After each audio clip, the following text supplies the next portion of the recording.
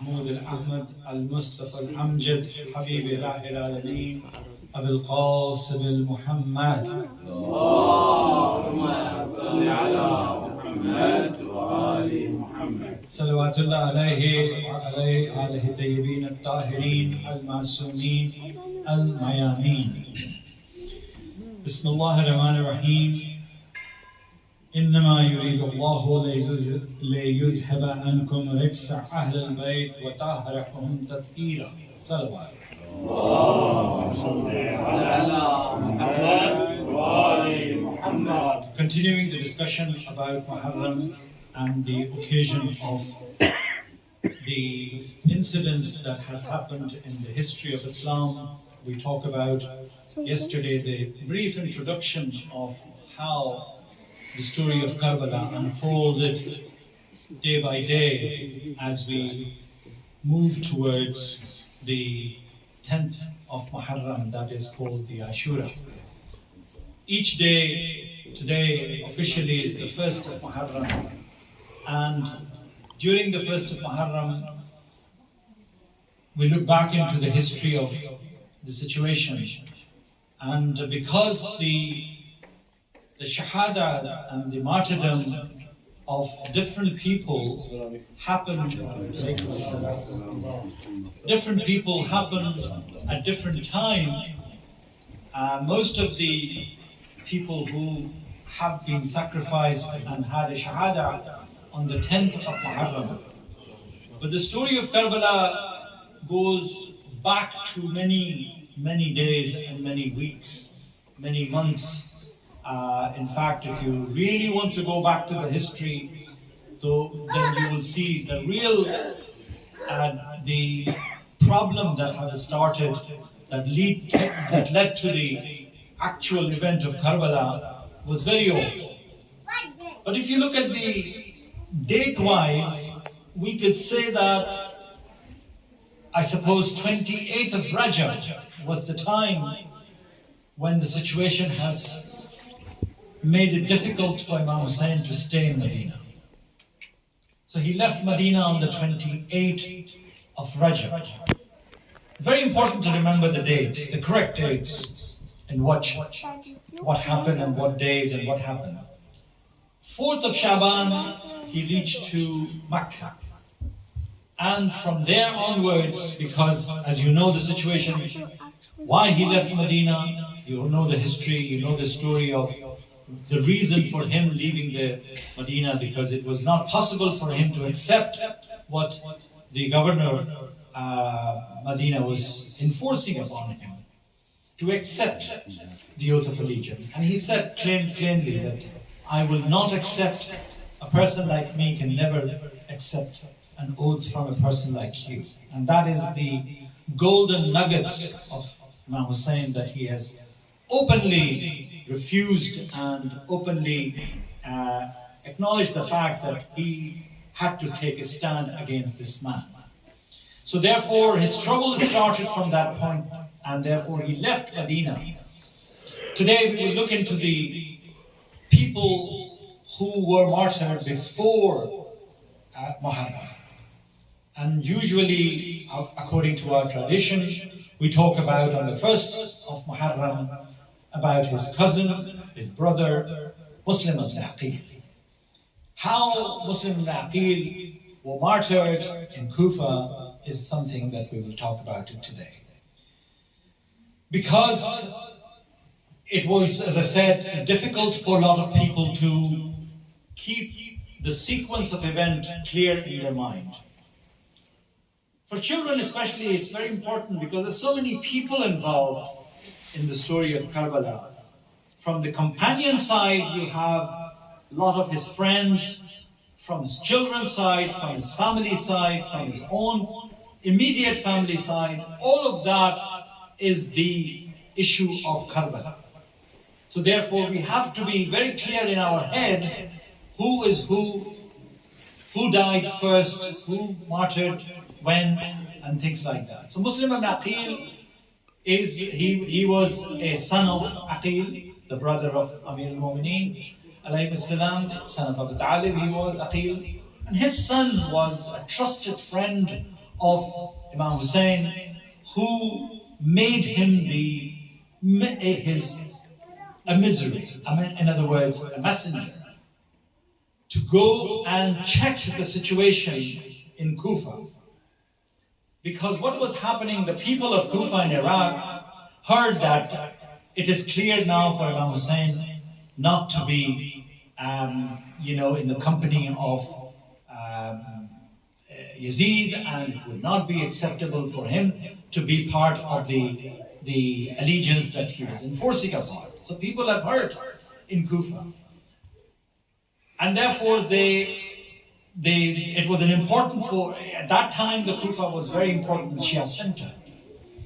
The Shias had long suffered under Muawiyah, and they feared even greater suffering under Yazid. They felt that slowly Islam would be totally destroyed by the greed of power and glory of these two men. So the greed and glory that has been imposed upon the situation of Islamic situation by force and by illegitimate power, which was a complete violation of the agreement. If you reverse back and go back into the history a little bit, it was not part of the agreement that Imam Hassan has negotiated the treaty with Muawiyah, that after you, Yazid will not take the throne. And it was one of the part of the treaty. The treaty was a very long treaty called Salah Hassan. And that available, if you want to read all the details of Salah Hassan, you could see that he violated that law.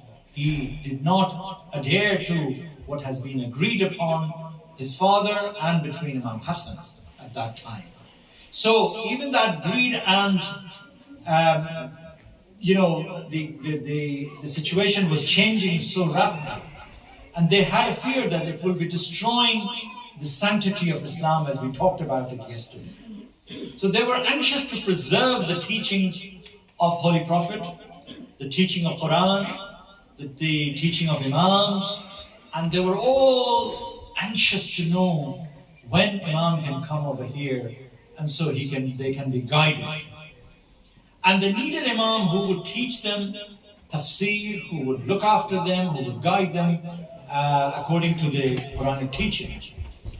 So they had a meeting, several meetings took place, and one of the meetings took place at the house of Sulaiman bin Surah in Kufa. He was the man who eventually made a decision by gathering together people and officially writing Imam Hussein a letter and saying that invite him officially and then we will be looked after by Imam. And in this meeting it was decided, the letter was written that we invite you to come to Kufa as we have no Imam to guide us.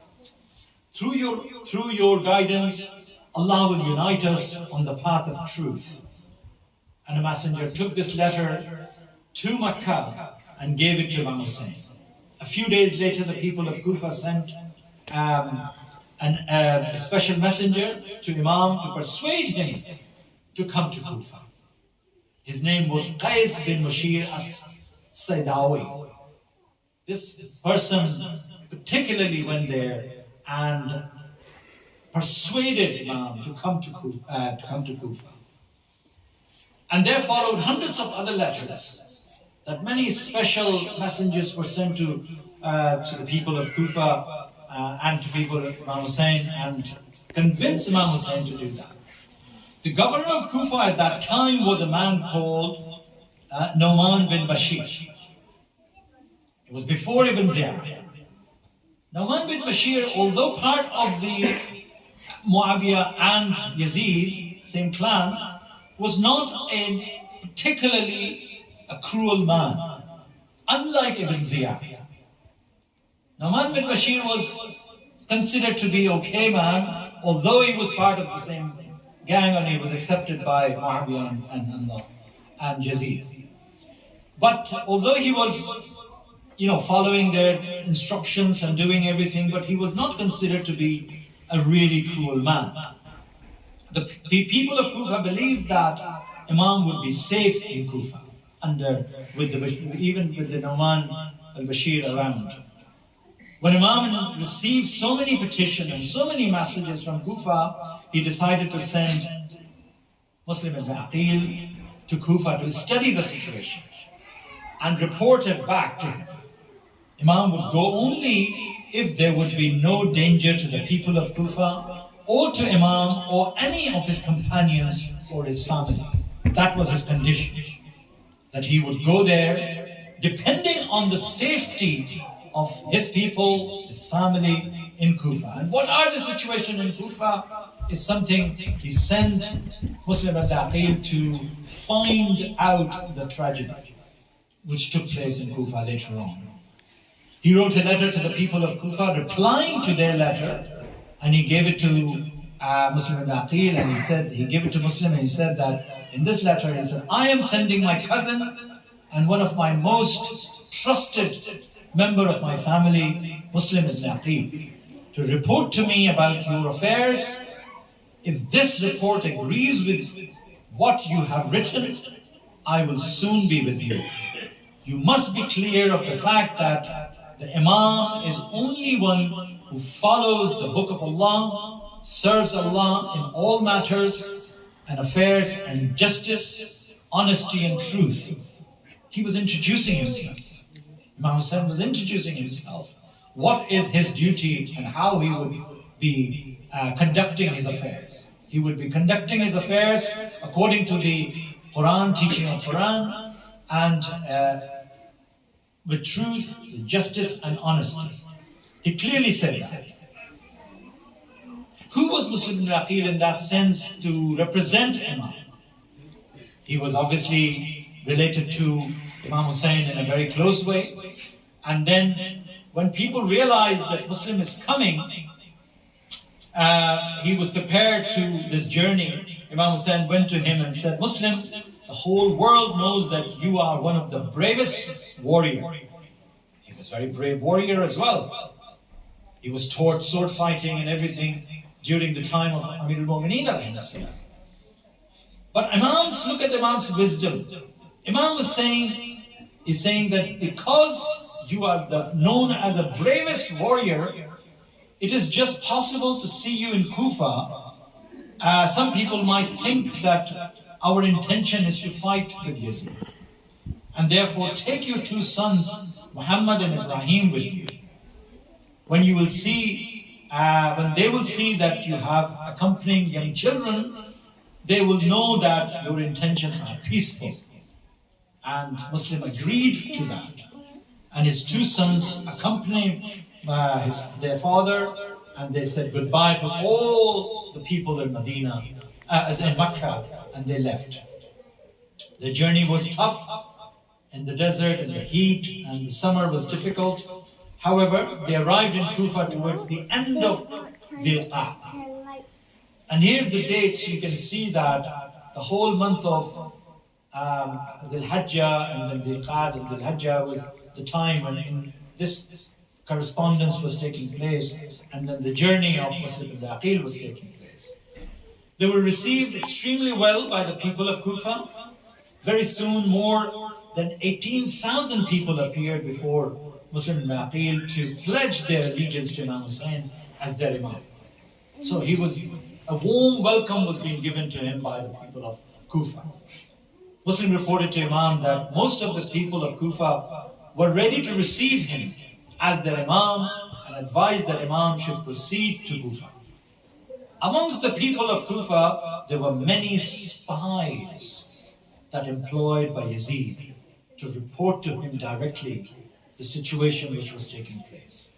And when Yazid heard about this invitation of Imam Hussain and the arrival of Kufa, of Muslim, he filled with fury. He was angry. He was absolutely furious. He sent a message to the governor, Bashir, and he replaced him with Ubaidullah ibn Ziyad to go to Kufa and take over the position of Nu'man al-Bashir. So Nu'man al-Bashir was moved over and Ibn Ziyad took over, and he was, his duty was his responsibility was to arrest Muslim and to kill him and do what is necessary to suppress the Shias of Kufa. Ibn Ziyad was cruel and unjust man.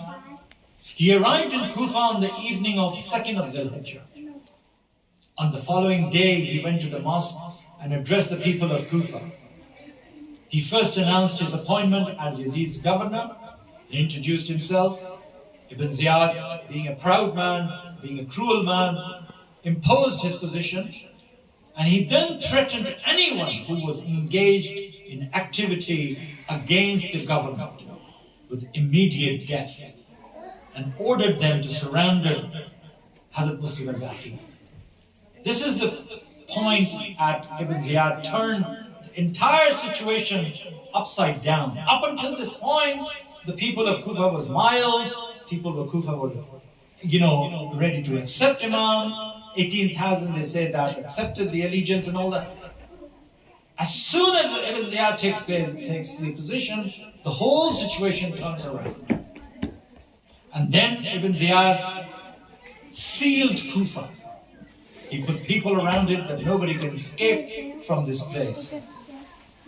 Muslim was staying with Al-Mukhtar at the invitation of Hani al-Urwa, another leading member of the Shia community there, that he was staying at their house, and he moved to Hani's house on their request. This was done secretly because they knew that the situation was changing.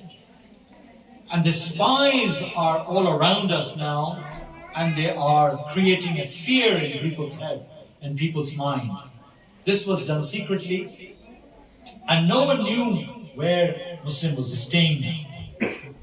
There were spies pretending to be Shia. They were changing their nature. They were saying that Ibn Ziyad found out that if Muslim was around, they will kill anybody who was hiding, who was protecting Muslims. And so therefore, Muslim and his two sons left Hani's house and left the children with a lot of people. There's one judge there, and his judge name was Qadi Shuaib, a judge, who also was the person who backed Imam Hussein and warned Imam Hussein at the time not to come to Kufa. So because he was judge, he knew situation, he immediately realized the danger for Imam Hussein to arrive in Kufa. This was the 7th of Dhul Hijjah. The whole day and the following, that following Muslim al-Naqil trying to move around. He's getting tired now at this stage by hiding from people, by avoiding the situation that he found himself. He found all exits sealed. You cannot escape from the city now. City is under siege by Ibn Ziyad's strong order. And therefore, he guarded, Ibn Ziyad's soldiers were guarding the city. Now, this was a difficult time for the Muslims. On one of the late night evening, tired, hungry, and exhausted, Muslims knocked the door of a house on the outskirts of the city. A lady opened the door. Muslim requested for a little water to quench his thirst. The lady gave him a water, and when she learned who he was, she invited him in the house and offered him shelter, food, and stay at night.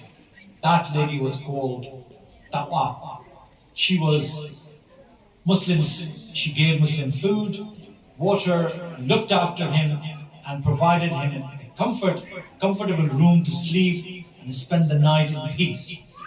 Later that night, little she knew that her own son was spying on the soldier of Ibn Ziyad.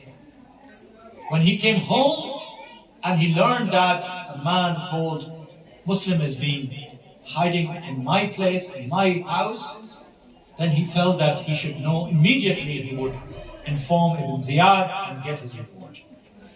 Because there was more big money was being given to the head of this man. And so he gave the name of Muslim to the soldiers, and then they started to hunting him down. Early in the next morning, 500 soldiers surrounded the house of the Wali and demanded Muslims to surrender. Hazrat Muslim came out holding his sword. 3 times he drove the enemy away. He was a brave soldier. He didn't give up so easily. Although he was surrounded by soldiers, twice Ibn Ziyad sent reinforcements. While Muslim was fighting, some soldiers went up to the rooftops and began throwing stones and light and fires and all sorts of things on Muslims. Other dug trenches to the path of Muslims and covered him with the grass so Muslim can fall into the trap. And that has been created another tragedy for Muslims, that he fall into that trap. They caught him and they dragged him all the way to the place, the house, the rooftop of that place. And when they asked him that your time is up, you have to kill you, they asked him his last wishes, and he said, I have 3 wishes in fact, and I would be obliged if you can fulfill those wishes. He said, I owe a debt which should be discharged by selling off my sword and my armor. Secondly, I want my body to be given to a proper burial. Thirdly, I want a message to be sent to Imam Hussein, advising him not to come to Kufa. Those are the 3 conditions Muslims requested to the soldiers of Ibn Ziyad. Ibn Ziyad agreed to the first one, but not the last two ones. He said, fair enough, we will sell your sword, we would pay your debt, but he would not be given a burial. So the second and third request was been declined. He then ordered Muslims to be taken to the rooftop of the palace to be executed, and his body was thrown on the ground. That was the difficult time and the brutality of the soldiers who killed Muslim ibn Aqil by throwing his body from the rooftop. And he was completely decimated when it comes to the actual brutality in which there was. So there was a lot of silence among the people when they heard about the Muslims' fate. People realized how cruel this regime is going to be there onwards. They have fulfilled their vow by killing Muslims in such a way, and their hearts were now shaking with fear of Ibn Ziyad and Yazid's order. Muslim did not lose hope. His last word, Allahu Akbar, and he bravely mentioned the fact that I have fulfilled my duty to my Imam, to my brother Hussein, and therefore accept my last salah. That was happened on the 9th of Dhul-Hijjah. Look at the dates of that. The tragedy of Karbala started then. Even the Muslims will be completing Hajj, celebrating Eid on the 10th. Here on the 9th of Dhul-Hijjah, Muslim ibn Aqil had been martyred. And immediately after Muslim was killed, Hani bin Urwa, who was supporter of Muslim, he was dragged onto the rooftop as well, and he was also being martyred on that day. So the continuation of the actual martyrdom happened way before the actual tradition that we talked about it every day. But early days, on the 1st of Muharram, we zoom back to the situation of the people who were the relatives, who were the companions, who were the friends of Imam Hussein. One by one, they sacrificed themselves in the line, in the cause of the mission of Imam Hussein. The mission of Imam Hussein was very clear, that he had to protect the sanctity of Islam. He had to protect what Rasulullah has offered to this family, what Rasulullah has bestowed upon this family. And so therefore it was no compromise from Imam Hussein, no matter how hard the conditions were, no matter how tough the situations were around him, he would stick to the fact that he had to offer up to the last point. And therefore, the situation of each day of the tragedy of Karbala started unfolding. I suppose it is our responsibility and duty to look into the everyday story of Karbala in detail. That is written in many, many websites these days, many books. Books are old hat at this stage. Internet is the tool. We should actually educate ourselves to the detail aspect of Imam Hussein's tragedy and offer our condolences to the member of the Imam Hussein's family who one by one offer their sacrifices for the sake of Islam in this day, in the month of Muharram. Salli ala Muhammad wa ali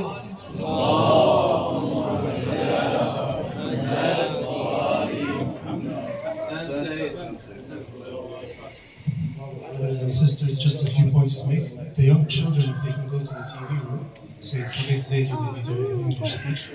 The main English and Arabic lecture will be in this month. The second point is if anyone has any donations to Barbat,